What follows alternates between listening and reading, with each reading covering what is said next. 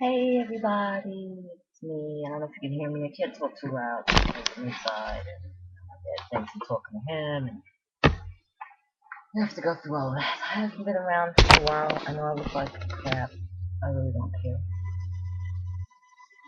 This is interim hair. I just took my other wig off and this is just a regular wig that I have on. Oh boy. So there's a lot of stuff going on. Just a lot of school problems. That I can't go into because I just can't go into it. But anyway, a lot of school problems, a lot of personal problems. Just found out last night that my very good friend of mine that I used to work with, and we're still really good friends. I actually went to her house a couple weeks ago, like a little get together. And her husband and I always had like a really funny relationship. I would call him my Frankie. He would be my Frankie. He's an older guy, and just a lot of fun. Love to talk to. Really good conversationalist. Had done. He used to run a bank. He's just a very intelligent man, and he retired, and he's just a sweetheart. Just a real sweet guy. And even though he was a Democrat, and I mean I'm a Democrat and he's a Republican, we would have these nice debates. Not nothing heavy, but he just every time I would see him, he'd say, "Hey, there's my Helen." I said, "Oh, that's my Frankie," and we'd hug and kiss. And he'd say, "Oh, I'm the luckiest man. All these stupid guys are wondering where I get this hot exotic chick from." And we would joke, and it's life. It's a very good friend of mine. Just always, she was my boss at this job that I had when I first got laid off and was up here. Actually, the job led me because when she laid me off, and she actually cried when she laid me off. I was fine. She was crying. That was the catharsis for me to catharsis or catalyst whatever, for me to go back to school. And so we remained close. But anyway, yesterday she came home from work and she found him dead, and it hit me in a way that I can't even explain. And it's funny because I called her last night because one of our other mutual friends called me, and I don't answer my phone. I just don't.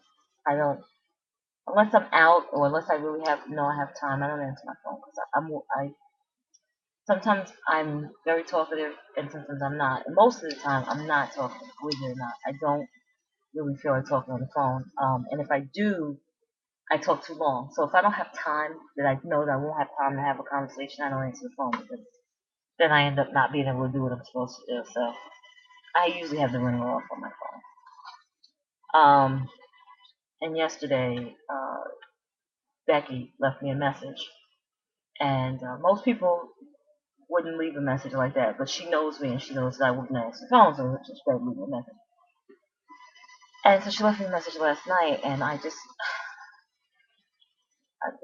been beside myself. So I called the woman whose husband passed away, and she answers the phone the same way she always answers the phone. Hello.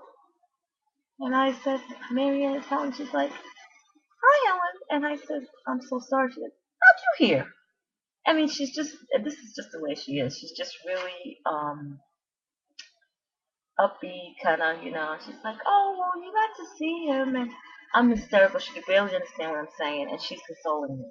And we had a joke because her brother-in-law, who I didn't even really know, but he used to come into, we used to work at, which they still do, at this very high-end family-owned furniture store here. And it's a very famous uh, place up here, very prestigious.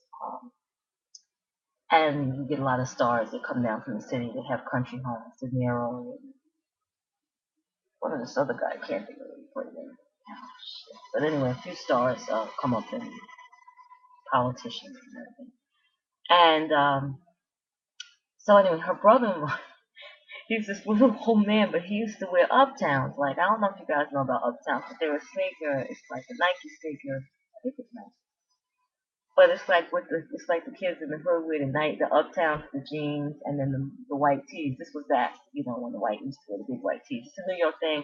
I don't know. I can only speak for New York.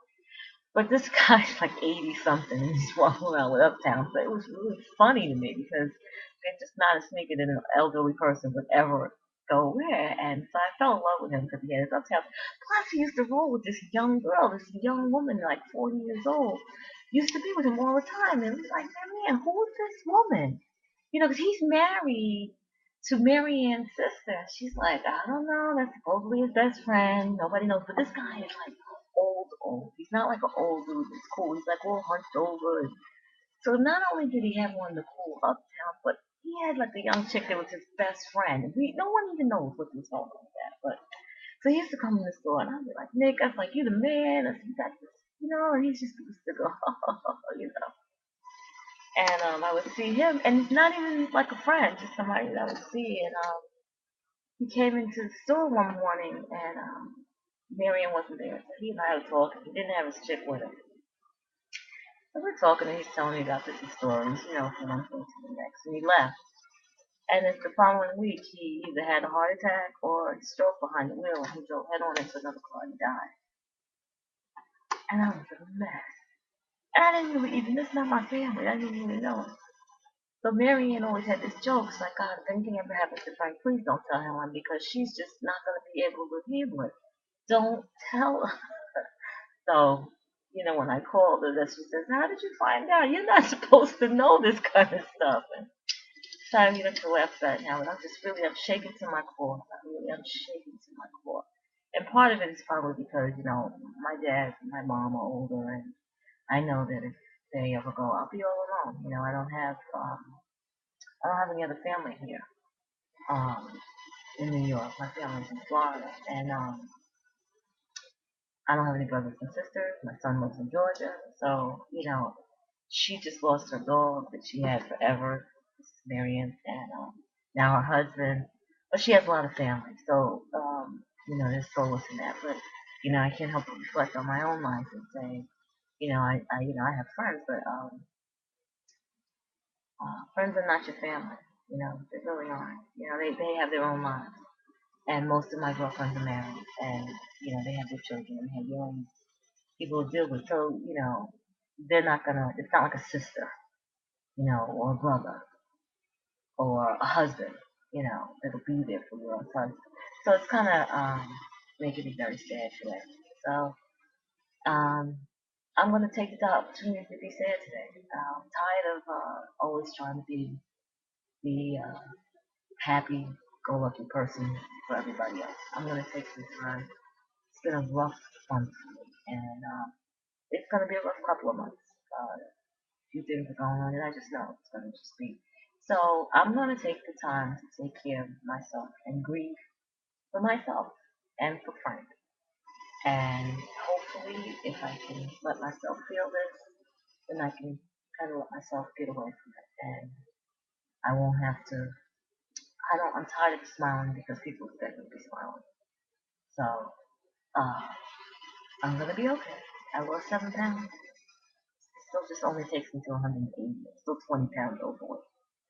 But without really doing anything, don't know what I was doing. I am Pilates and I'm busy and gonna make bacon and eggs. I mean bacon and grits actually right now. So, but drinking tons of water, take my vitamins, having my shake every morning, Pilates twice a week, and I guess all the stress of worrying about all these not so good things that are happening. I've kind of, I guess, burned off 7 pounds, which is great. I said I wasn't gonna weigh myself until, you know, well into the school. So now 3 weeks, 4 weeks into the school, so I weighed myself this morning. I had my highest was 187 and a half. I don't know if I ever shared that, but yeah. And so I'm 180. Can't tell that I lost. I don't know, maybe a little stupid jumpsuit that I got on. Norma Kamali for Walmart. So anyway, namaste. I love you all. I hope you even get to see this because I know YouTube is acting up. Um,